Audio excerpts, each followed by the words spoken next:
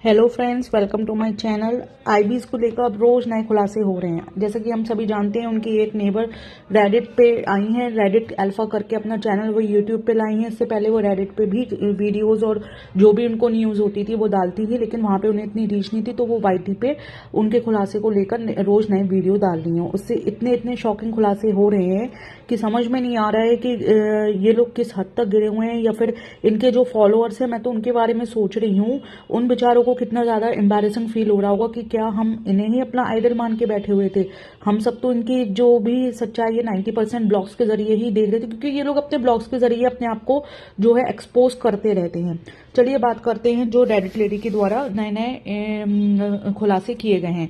सबसे पहला और शॉकिंग खुलासा ये है कि सारे इब्राहिम्स को उन्हीं की सोसाइटी के द्वारा बायकॉट किया गया है। जी हाँ, सही सुना आपने। जैसे कि हम सभी जानते हैं, हमारे इंडिया में सारे फेस्टिवल्स, चाहे वो हिंदू, मुस्लिम, जैन, सिख, ईसाई कोई भी हो, सब मिलके बनाते हैं। बहुत प्रेम से एक दूसरे के फेस्टिवल में शामिल होते हैं और एक दूसरे के संग खुशियां मनाते हैं। तो ऐसा ही उनकी सोसाइटी में सारे फेस्टिवल, जैसे सरस्वती पूजा है, ईद है, दिवाली है, होली है, सारे फेस्टिवल्स मिलके मनाए जाते हैं। और ये इब्राहिम्स उसमें शामिल होना चाहते हैं, क्योंकि लेकिन उन्होंने मेंटेनेंस नहीं भरा है, अपने कंस्ट्रक्शंस के द्वारा सारे पड़ोसियों को परेशान करा है। और बाकी इनके और भी कई खुलासे हैं जिसके कारण इनके पड़ोसी इनसे बहुत ज्यादा परेशान हो चुके।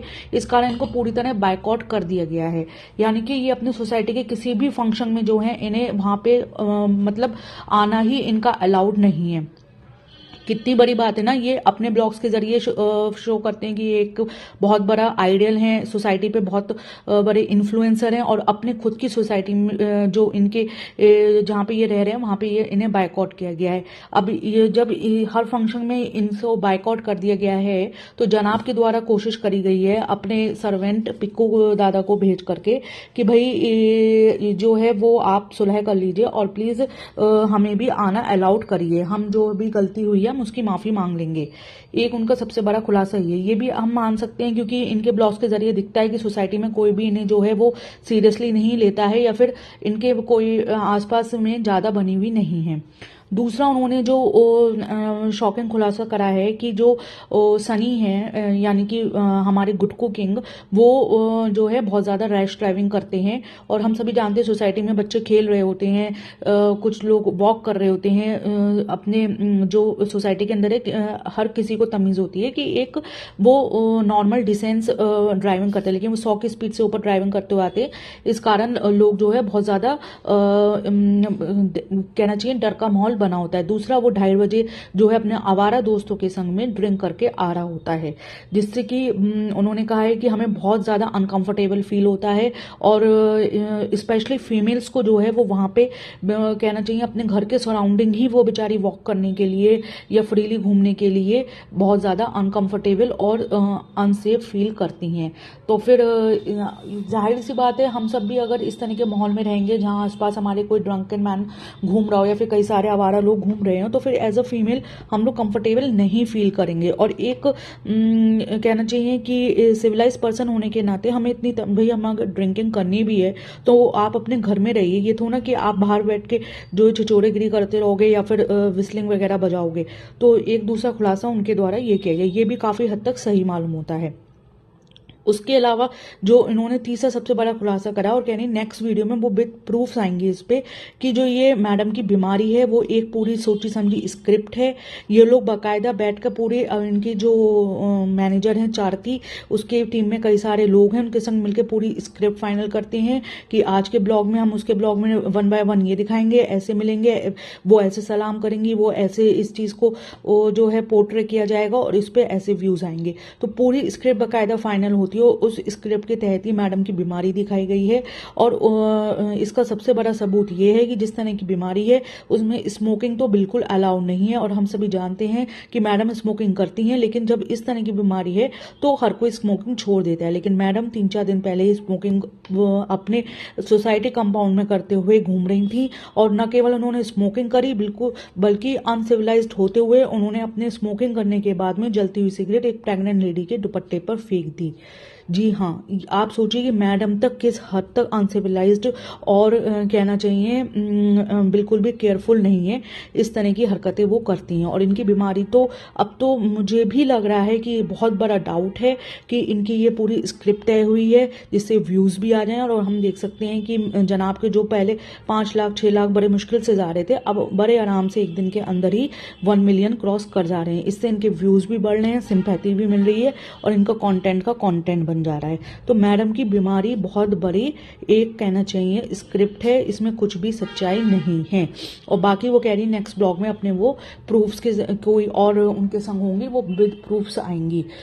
फिर उसके बाद में उन्होंने नेक्स्ट जो सबसे बड़ा खुलासा करा है वो ये करा है कि क्योंकि ये लोग मेंटेनेंस नहीं देते हैं, इस कारण उनके जो कंस्ट्रक्शन का रॉ मटेरियल होता है वो तक सोसाइटी में बाहर रोक दिया जाता है। जो टेम्पो वगैरह के थ्रू आता है उन्हें सोसाइटी में एंटर नहीं करने दिया जाता है, यहाँ तक कि उनके कचरा तक नहीं फेंका जाता है।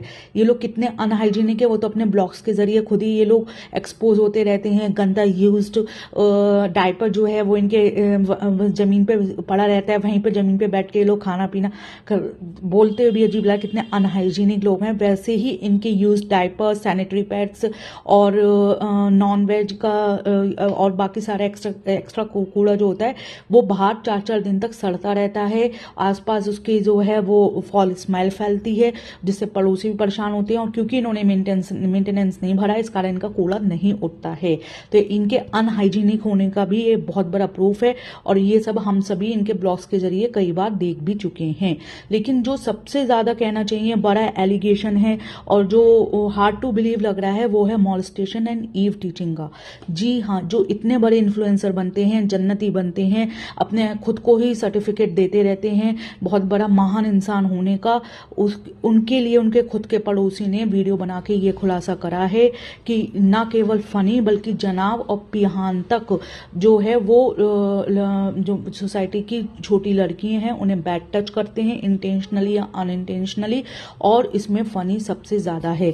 अब ये हार्ड टू बिलीव इसलिए क्योंकि हम इंडिया में रहते हैं और आज की तारीख में इंडिया के हम सभी जानते हैं कि जो फीमेल सिक्योरिटी है उसके लिए सब बहुत ज्यादा कंसर्न है। और ये सोसाइटी इतनी भी ज्यादा बैकवर्ड नहीं होगी कि वहां पे जो लोग रहते होंगे वो जो है पढ़े लिखे नहीं होंगे या वेल एजुकेटेड नहीं होंगे जो कि सही स्टेप्स ले पाए, क्योंकि ये बहुत ज्यादा कहना चाहिए कि इंटेंस एलिगेशन है। लेकिन वो कह रही हैं कि वो इसके भी प्रूफ्स जो है वो नेक्स्ट वीडियो में लाएंगी। एक तो सबसे बड़ी बात यह है कि इतनी बड़ी सोसाइटी है उसमें सीसीटीवी फुटेज 100% होगी। दूसरी ये है कि उन्होंने कहा कि उन्होंने कई बार एफआईआर करी, जो ये लोग दिन रात कंस्ट्रक्शन करके शोर मचाते हैं और पढ़ना मुश्किल हो जाता है, रहना मुश्किल हो जाता है, उसके खिलाफ भी एफआईआर करी, लेकिन उसके लिए ये लोग पैसे खिला करके पुलिस को जो है वो बच जाते हैं हर बार। तो ठीक है, ये लोग कंस्ट्रक्शन वाले उसमें फंस जाते होंगे, लेकिन अगर वो माइनर लड़की हुई या फिर बिलो दी 18 लड़कियों के संग में इस तरह की ईव टीचिंग जैसी हरकतें कर रहे हैं, विसिल बजा रहे हैं, उन्हें हैरेस कर रहे हैं, तो फिर इन पे तो सीधे सीधे पॉस्को एक्ट लगता है। हम सभी जानते हैं कि माइनर लड़कियों के संग में कुछ भी गलत करने पर कोई भी पुलिस वाला जो है या कोई भी जो अथॉरिटी है वो रिस्क नहीं लेगी और फौरन इनके खिलाफ एफआईआर दर्ज होगी। और ये वाला जो एलिगेशन है, मुझे सारे एलिगेशन एक तरफ हैं, वो सारे तो ये लोग खुद ही एक्सपोज होते हैं अपने ब्लॉग्स के जरिए, लेकिन ये वाला एलिगेशन जो है वो मेरे लिए हार्ड टू बिलीव है। और अगर इसमें 5% भी सच्चाई हुई तो इन्हें तो डूब के मर जाना चाहिए। और इनको जो इन पे ब्लाइंड फेथ रखते हैं उनको अपने अंदर झांक कर देखना चाहिए कि वो अपने खुद की फैमिली की लड़कियों के आगे या अपने आसपास की लड़कियों के आगे ऐसे लोगों को रखना पसंद करेंगे जिन्हें वो जन्नती माने हुए हैं और इनके फेक स्क्रिप्टेड ब्लॉग्स पे जो है लाखों व्यूज दे करके करोड़ों रुपए कमा करके दे रहे हैं। तो इनके मेरे को लग रहा है कि सबसे ज्यादा लतार इनके खुद के फॉलोअर्स की तरफ से पड़नी चाहिए और इन्हें आईना दिखाना चाहिए। Okay friends, thank you for the listening. Hopefully आप सबको पसंद आएगा। नेक्स्ट जो भी कुछ होगा आगे मैं उसके नेक्स्ट ब्लॉग में लेकर के आऊंगी। Till then take care, bye bye.